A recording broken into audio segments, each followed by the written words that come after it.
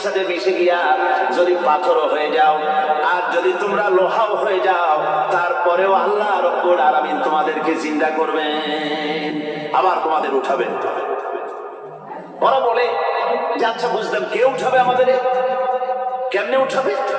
আল্লাহ পাক বলেন ফাসায়াকুলুনা মান ইউঈদুনা, ওরা বলে আমাদেরকে কে উঠাবে, আমাদেরকে কে জিন্দা করবে?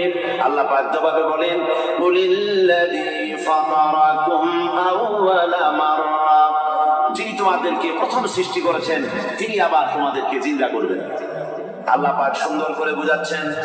এই সব কথা শোনার পরে فسينغضون إليك رؤوسهم ويقولون متى هو, এসব কথা শোনার পরে আল্লাহ বলেন ওই কাফেরেরা মাথা ঝুলায় ঝুলায় বলে আচ্ছা তা বুঝলাম। আল্লাহ বলেন ওরা মাথা ঝুলায় আর বলে আচ্ছা বুঝলাম, তবে কিয়ামত কবে সেই কিয়ামত অনুষ্ঠিত হবে? আল্লাহ বলেন নবী শোনায় দাও, কুল আসা আইয়াকুনা করিবা, বেশি দেরি নাই, হতে পারে খুবই তাড়াতাড়ি। কি বলা যায়, সে সময়টা অতি নিকটবর্তী হয়ে যেতে পারে, খুবই নিকটবর্তী সে সময়, সেটা বেশি দেরি হওয়ার কথা নয়। আল্লাহ পাক এবার মানুষকে যুক্তি দিয়ে বোঝাচ্ছেন। কোরআনে কারীম মানতে মানুষ অস্বীকার করলে আল্লাহ ডান্ডার ব্যবস্থা করেন নাই। নবীজিকে বলেছেন ইন্নামা আনতা মুযাক্কিরুন লাস্তা আলাইহিম বিমুসাইতির, নবী আপনি একজন উপদেশক, উপদেশ দিয়ে যান, আপনাকে দারোগা করে বানাই নাই লাঠি চার্জ করার জন্য, পিটায় মানুষ হেদায়েত করার দরকার। মানুষকে বুঝান, যুক্তি দিয়া বুঝান। আল্লাহ নিজে যুক্তি দিচ্ছেন, আনতুম আশাদ্দু খালকান আমিস সামাউ বানাহা, ওই কাফেরেরা তোমরা যারা পরকালকে অস্বীকার করো, তোমাদেরকে উঠাইতে পারবো না যারা তোমরা বলছো, তোমাদেরকে সৃষ্টি করা কঠিন, ওই বিশাল আকাশটাকে সৃষ্টি করা কঠিন, ওই বিশাল আকাশটাই তো আমি আল্লাহ সৃষ্টি করেছি, ধরে কোন সুবহানাল্লাহ।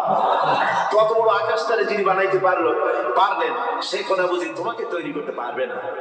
আল্লাহ পাক বলছেন ফানজুর ইলা আসারি রাহমাতিল্লাহি কাইফা ইউহিল আরদা বা'দা মাউতিহা, লক্ষ্য করে দেখো এই পৃথিবীর মাটিকে আল্লাহ কিভাবে জিন্দা করেন, মুর্দা মাটি।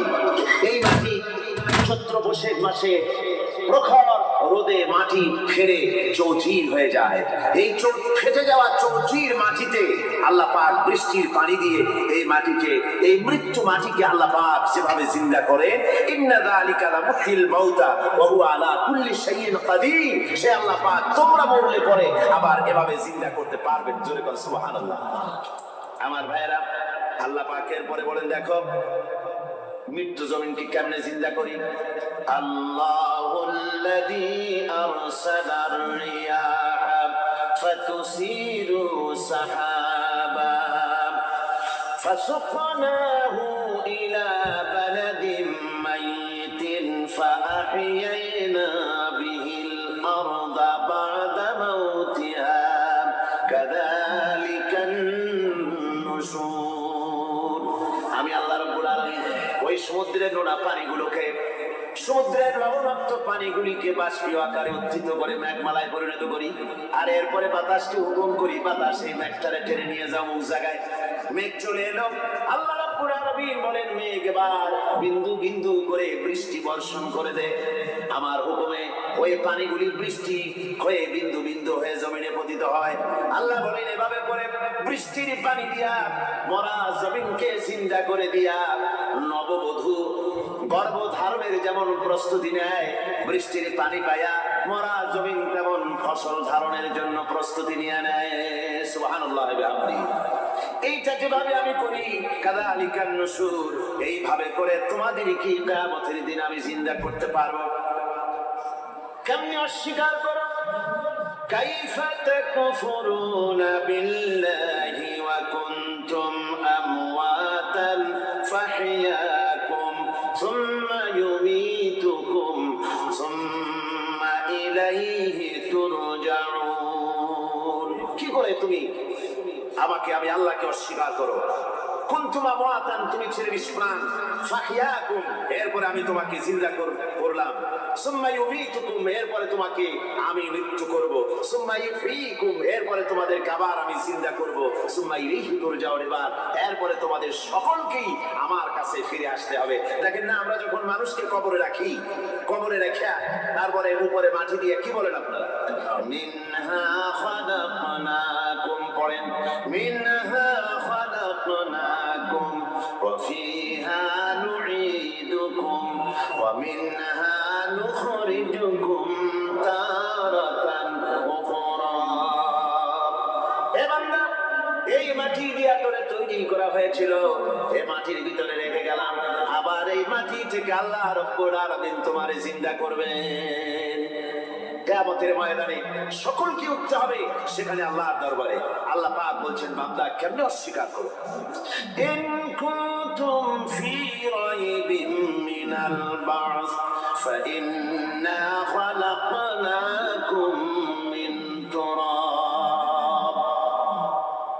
পরকালকে যারা অস্বীকার করো, কিয়ামতে উঠতে হবে, এটাকে কিভাবে অস্বীকার করো? চিন্তা করে দেখো, তুমি নিষ্প্রাণ মাটি ছিলে, সেই মাটি দিয়েই আমি তোমাকে তৈরি করেছি। আবার আল্লাহ পাক মানুষকে আরো বুঝান, কিয়ামত আছে, পরকাল হবে, আল্লাহর দরবারে উঠতে হবে। আলাম ইয়াকুনু ফাতাম মিন মানিজ্জিয়ুনা, তুমি কি মাতৃগর্ভে নিক্ষিপ্ত এক ফোঁটা পানি ছিলে না?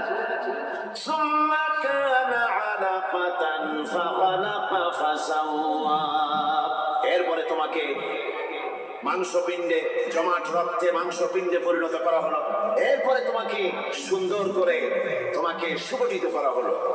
ফাজআলা মিনহু যাওজাইনি যাকারা ওয়াল উনসা, এরপরে মাতৃগর্ভের ভিতরে আমি এটাকে পুরুষ বানালাম, কন্যা সন্তান অথবা পুত্র সন্তানে পরিণত করলাম। এইটা যে পেরেছে, যিনি পেরেছেন, আলাইসা যালিকা বিকাদিরিন আলা আইয়ুহিয়াল মাউতা, সে আল্লাহর পক্ষে কি সম্ভব নয় যে তোমার মৃত্যুর পরে তিনি আবার চিন্তা করতে পারবেন? কি বলবেন, কি বলেন, সম্ভব না? তিনি পারবেন না? নিশ্চয়ই তিনি আবার কিয়ামতের মাঠে আমাদেরকে হাজির করতে পারবেন, এতে কোনো সন্দেহ নাই। আল্লাহ পাক সেই জন্য এখানে বলতেছেন যে ওরা বাল কাযযাবু বিসসা, ওরা আসলেই পরে কালকে অস্বীকার করেছে। আপনি যে নবী, এতে কোনো সন্দেহ নাই। আপনি খানা খান, আপনি বাজারে যান, এটাই মূল আপত্তির বিষয় না। মূল কথা হলো তারা পরকালকে অস্বীকার করেছে। আল্লাহ পাক বলেন, وأن الساعة آتية لا ريب فيها, অবশ্যই সে সময় আসবে, সে কিয়ামত আসবেই, এতে কোনো সন্দেহ নাই। وأن الله يبعث من في القبور, আর আল্লাহ পাক তিনি কবরের মধ্যে অন্তর্হিত যা কিছু আছে সবাইকে কিয়ামতের দিন আল্লাহ পাক ময়দানে উঠাবেন। কিয়ামতে আল্লাহর দরবারে সকলকে হাজির হতে হবে। আমার বন্ধুগণ, আল্লাহ পাক বলেন, ওয়া লাকাদ খালাকনাল ইনসানা মিন সুলালাতিন মিন তিন, লক্ষ্য করো, তুমি ছিলে মাটির নির্যাস থেকে তোমাকে তৈরি করা হয়েছে। শুধু মাটির নির্যাস থেকে তোমাকে কোনো মডেল ছাড়া, কোনো ধরনের আদর্শ ছাড়া, কোনো ধরনের নমুনা ছাড়া তোমাকে সৃষ্টি করা হলো। সুম্মা জাআলনাহু নুতফাতান ফি ক্বারারিম মাকিন, এরপরে মাতৃগর্ভের একটা অত্যন্ত সুরক্ষিত জায়গায় তোমাকে সংরক্ষণ করা হয়েছিল। সুম্মা খালাকনান নুতফাতা আলাকাতান ফাখালাকনাল আলাকাতা মুদগা, রক্তপিণ্ডকে, নাপাক পানিকে জমাট রক্ত করেছি, জমাট রক্তকে আমি আবার গোশত পিণ্ডে পরিণত করেছি।